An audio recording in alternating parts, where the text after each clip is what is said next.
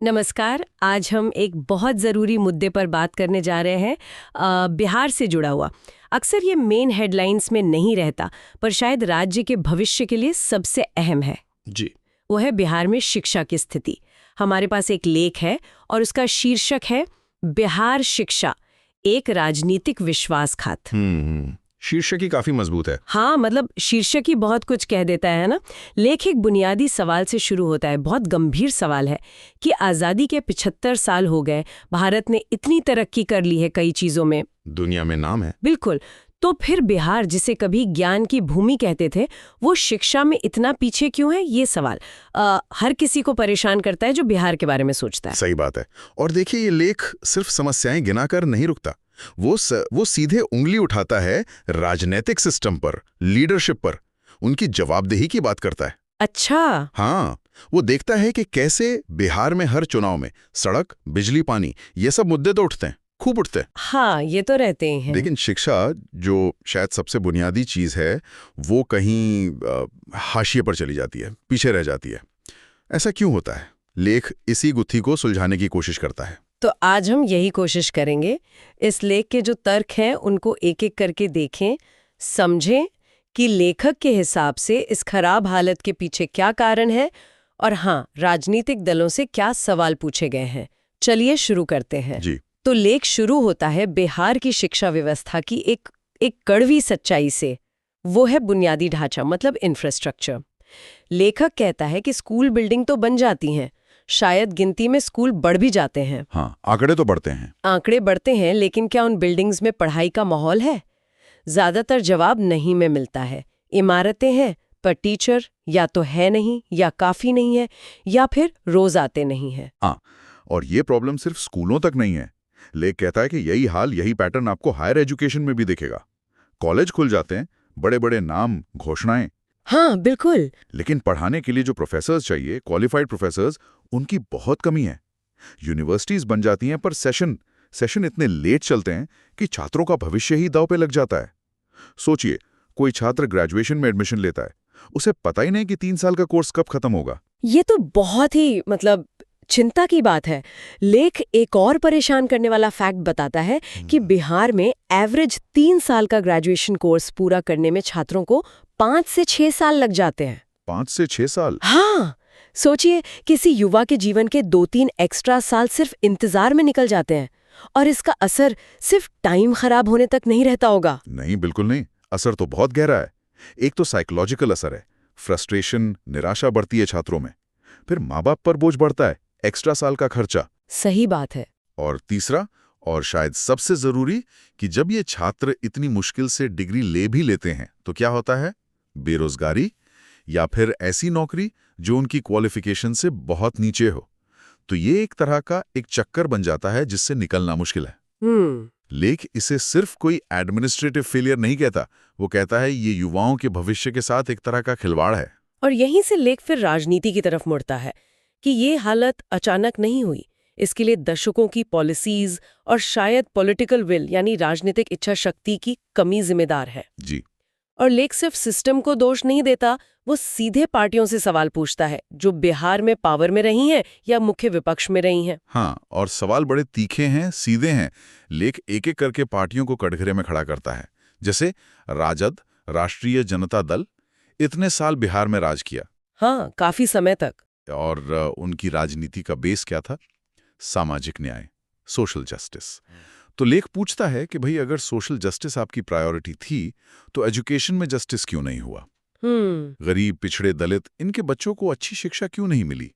ये तो बहुत बुनियादी सवाल है ना। और इसी से जुड़ा एक और सवाल लेख पूछता है जो शायद ज्यादा चुभने वाला है, कि राजद के टाइम में या आज भी उनके जो मंत्री हैं, विधायक हैं, बड़े नेता हैं, उनके बच्चे कहाँ पढ़ते हैं? हाँ, ये बड़ा सवाल है। क्या वो बिहार के सरकारी स्कूलों में जाते हैं, या फिर वो महंगे प्राइवेट स्कूल या राज्य के बाहर पढ़ते हैं? ये सवाल सीधा कठनी और करनी के फर्क पर है। बिल्कुल।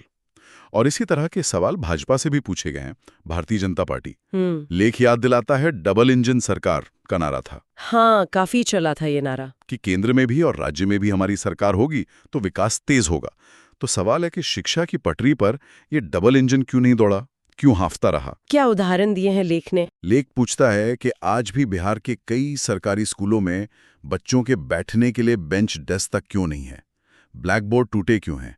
टीचर कम क्यों हैं? उनकी अटेंडेंस का मुद्दा क्यों बना हुआ है? क्या डबल इंजन का मतलब सिर्फ सड़कें और पुल बनाना था, शिक्षा नहीं? ये सवाल इसलिए भी जरूरी है क्योंकि भाजपा सुशासन और विकास की बात करती है।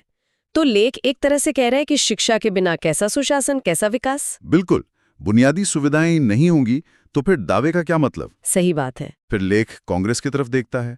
कांग्रेस जिसने आजादी की लड़ाई लड़ी, संविधान बनाया, शुरू के दशकों में देश और राज्य की नीतियां बनाई।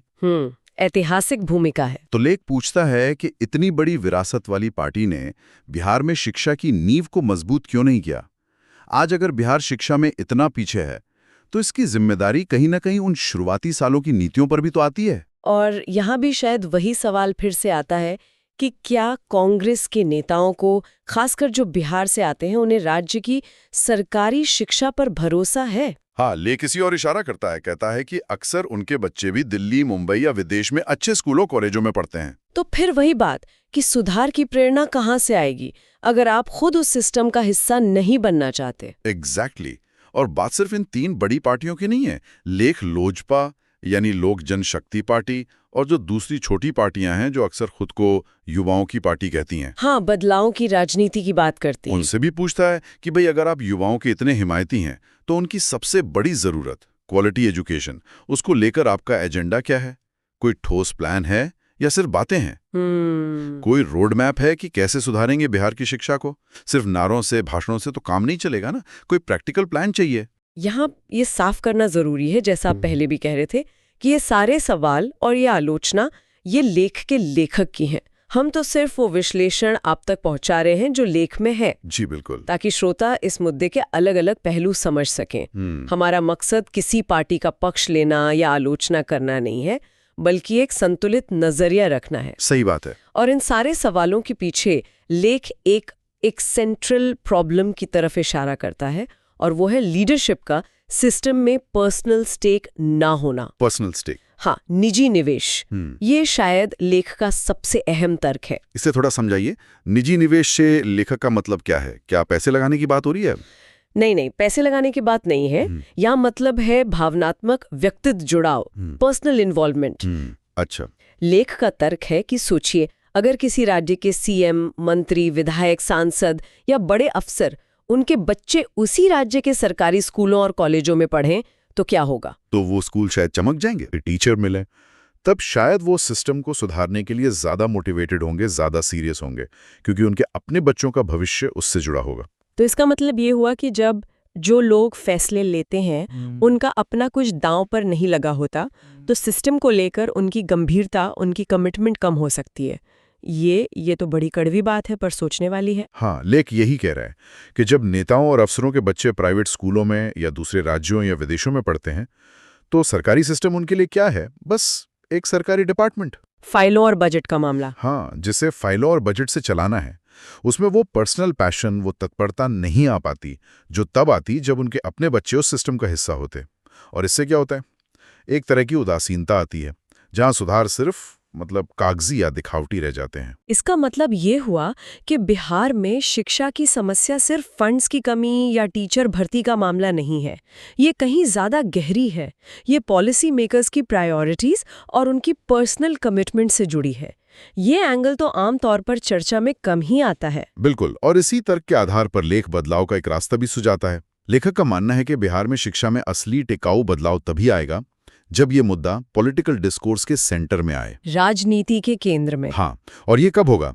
जब आम नागरिक यानी वोटर इसे अपनी प्रायोरिटी बनाएंगे। यानी जब तक वोट शिक्षा के नाम पर नहीं पड़ेंगे तब तक शायद पार्टियां इसे सीरियसली नहीं लेंगी। लेख का तर्क तो यही है, जब तक वोट जाति, धर्म या बाकी लोकलुभावन वादों पर पड़ते रहेंगे तब तक शिक्षा जैसे बुनियादी मुद्दे पीछे ही रहेंगे। बदलाव तब शुरू होगा जब जनता अपने नेताओं से सीधे सवाल पूछेगी, वो भी पर्सनल लेवल पर। कैसे सवाल? कुछ उदाहरण है लेख में? हाँ, लेख कुछ सीधे सवालों की बात करता है।